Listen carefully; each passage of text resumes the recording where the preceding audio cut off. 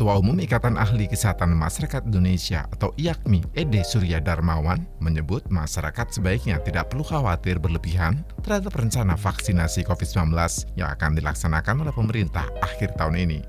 Ede menyebut vaksinasi atau imunisasi adalah metode intervensi kesehatan yang telah dilakukan selama 200 tahun yang manfaatnya telah terbukti di dunia.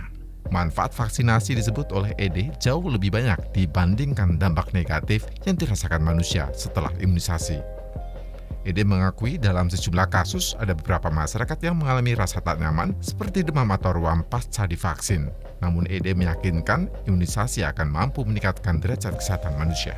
Dari untung ruginya sebenarnya untungnya jauh lebih banyak gitu ya. Untungnya tuh jauh lebih banyak dibandingkan dengan kerugiannya. Nah, ini yang harus dipahami gitu kan. Kerugiannya berarti orang sakit sedikit ya karena disuntik, kemudian mengalami ruam-ruam, sedikit panas gitu ya. Tapi kemudian akan mendapatkan manfaat yang jauh lebih banyak dibandingkan misalnya ketika harus sakit ya. Sakit itu bukan sekedar biaya yang oleh Kemenkes sudah dihitung misalnya 184 juta rata-rata untuk satu pasien COVID ya.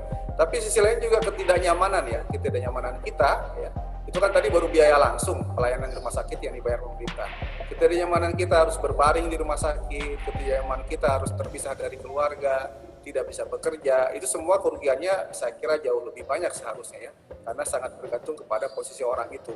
Karena itu ini yang barangkali bisa dipahami. Nah, sejauh ini vaksin sebagai metode intervensi kesehatan masyarakat dalam pencegahan sudah jelas terbukti efektif.